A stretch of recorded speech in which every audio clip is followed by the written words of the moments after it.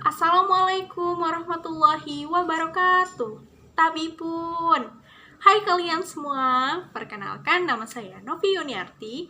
Saya berasal dari Prodi Pendidikan Islam Anak Usia Dini, Fakultas Tarbiyah dan Keguruan, Universitas Islam Negeri Raden Intan Lampung, Angkatan 2017. Di sini saya akan memenuhi tugas kompre di bidang wawasan pendidikan dengan materi SPI dan SPN. Sebelumnya, udah ada yang tahu belum? Apa sih kepanjangan SPI dan SPN?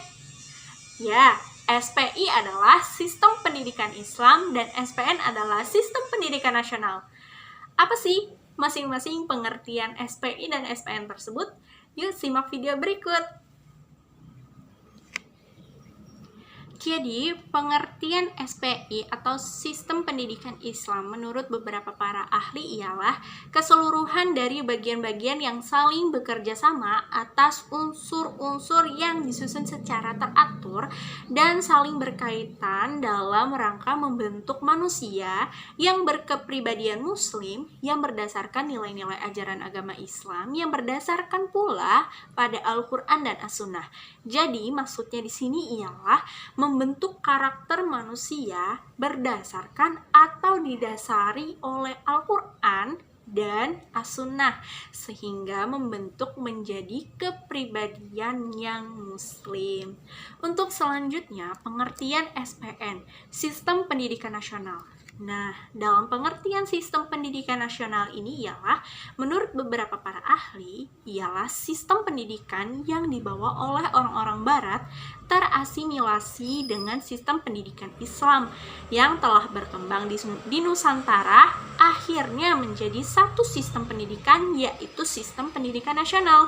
Maksudnya di sini adalah, jadi maksud dari asimilasi itu adalah pembaruan suatu kebudayaan yang tadinya sistem pendidikan Islam itu menganut kebudayaan agama Islam yang berdasarkan Al-Quran dan As-Sunnah, kini dikembangkan lagi menjadi modern, yang sangat modern, tetap berdasarkan Al-Quran dan As-Sunnah, tetapi dikembangkan lagi, lebih meluas lagi, dan mencangkup pengetahuan yang lainnya. Selanjutnya ialah dasar sistem pendidikan Islam. Sebagai aktivitas yang bergerak dalam proses pembinaan kepribadian muslim, maka pendidikan Islam memperluas asas atau dasar yang dijadikan landasan kerja. Menetapkan Al-Quran dan hadis sebagai dasar pendidikan Islam bukan hanya dipandang sebagai kebenaran yang didasarkan pada keimanan semata, namun justru karena kebenaran yang terdapat dalam kedua dasar tersebut dapat diterima oleh nalar manusia.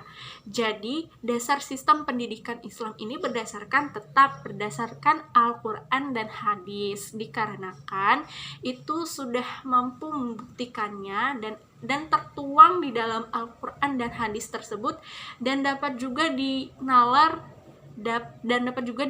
oleh pemikiran manusia. Jadi bisa dijadikan dasar sistem pendidikan Islam. Selanjutnya ialah tujuan pendidikan Islam atau SPI. Dari Kongres Sedunia kedua tentang pendidikan Islam tahun 1980 di Islamabad menyatakan bahwa tujuan pendidikan Islam adalah untuk mencapai keseimbangan pertumbuhan kepribadian manusia peserta didik. Karena itu, pendidikan hendaknya mencangkup perkembangan seluruh aspek fitrah peserta didik, aspek seperti aspek spiritual, intelektual, imajinasi, fisik, ilmiah, bahasa, baik secara individu maupun kolektif. Jadi, maksudnya di sini adalah tujuan pendidikan Islam itu untuk mencapai pertumbuhan kepribadian manusia atau peserta didik, hendaknya mencangkup perkembangan itu tadi, agar perkembangan peserta didik itu berkembang secara optimal. Selanjutnya ialah dasar dan tujuan sistem pendidikan nasional. Jadi, dasar pendidikan nasional adalah Pancasila dan Undang-Undang Dasar 1945. Sedangkan pasal 31 Undang-Undang Dasar 1945 menyebutkan bahwa tiap-tiap warga negara berhak mendapatkan pengajaran. Yang kedua, pemerintah mengusahakan dan menyelenggarakan satu sistem pengajaran nasional yang diatur dengan undang-undang. Jadi, dasar dan tujuan sistem pendidikan nasional itu didasari oleh Undang-Undang 1945. Selanjutnya adalah faktor-faktor pendidikan.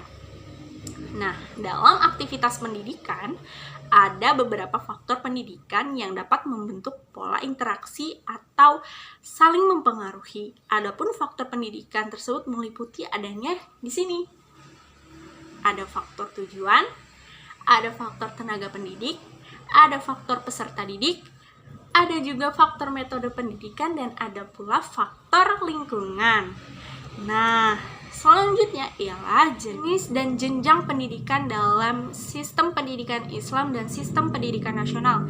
Yang pertama, pendidikan anak usia dini diselenggarakan pada anak usia 0 sampai 6 tahun.